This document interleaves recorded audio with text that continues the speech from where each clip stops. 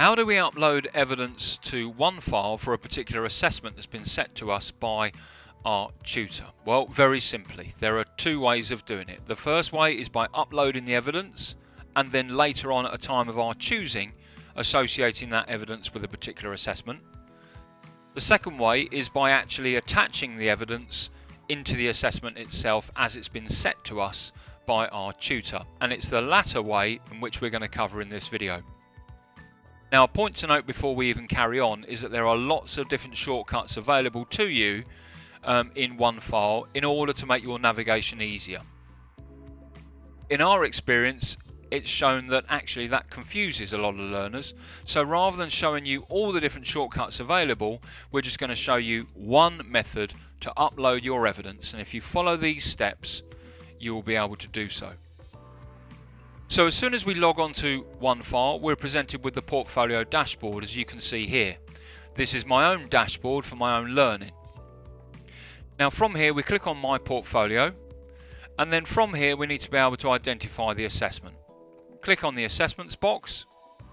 Sure enough, there is the assessment there. I've only got one set to me. You could have multiple assessments. Click on the Related Learning and Assessment Plan title, in this case Unit 1, Internal Quality Assurance. And that will open up the learning and assessment plan that was sent to me by my tutor. Scrolling down, we can see some learner instructions.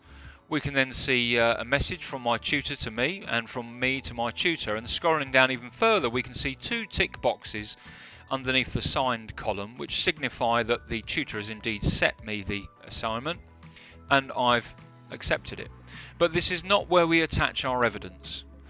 Scrolling up then to where it says Go to Assessment, we click in there and this is where we attach our evidence. Now in front of us here we can see the task overview, which is the instructions for me in order to create the evidence.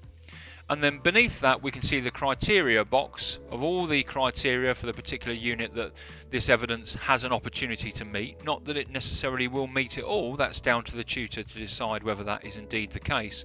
And we have no input on here, and we shouldn't really have anything to do with this. This is set for us.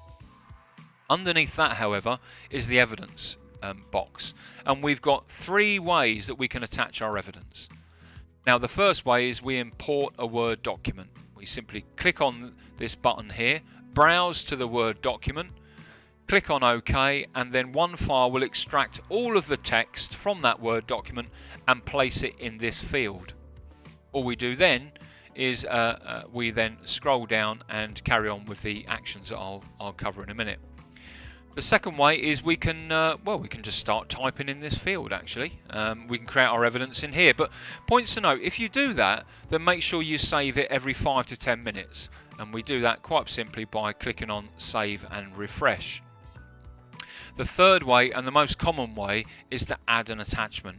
Now why would you have an attachment that you wanted to add? Well, let's say you had graphics in there or even some video in there, and it was more than just text, then this is the way in which you would add your evidence. So let's do that. Let's add our attachment. Now when we're on this area here, we've got one of two ways of being able to find our evidence. The first way is we can click on Select Files and we can browse to the folder, browse to the file, and then upload it. Or we can just simply drag and drop, and that's what I'm going to do now. Now once we've dragged and dropped, you'll notice that the evidence is appeared at the bottom here in a yellow bar, meaning that it's not yet been saved. Now we could quite easily just click on Save now and then Attach, and it'll attach it.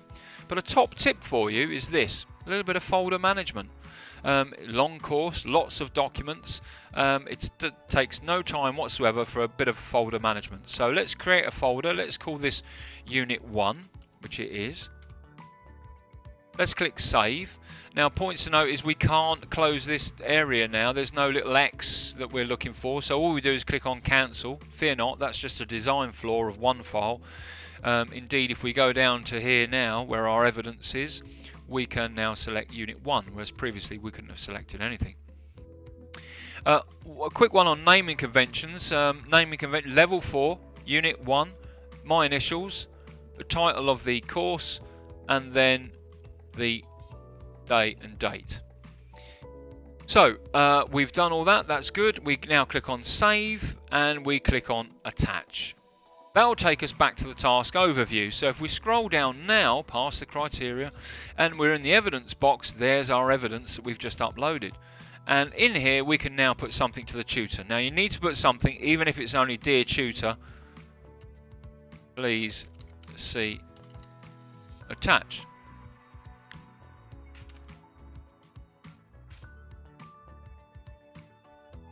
Once we've put something in there, and you need to put something in there, otherwise OneFile will kick it back and say you need to put, you need to send a message. We now need to put something in our timesheet. Now, I took 2 hours on this, and it was in the workplace, but it wasn't what I was doing for a normal job, so it's classed as off the job.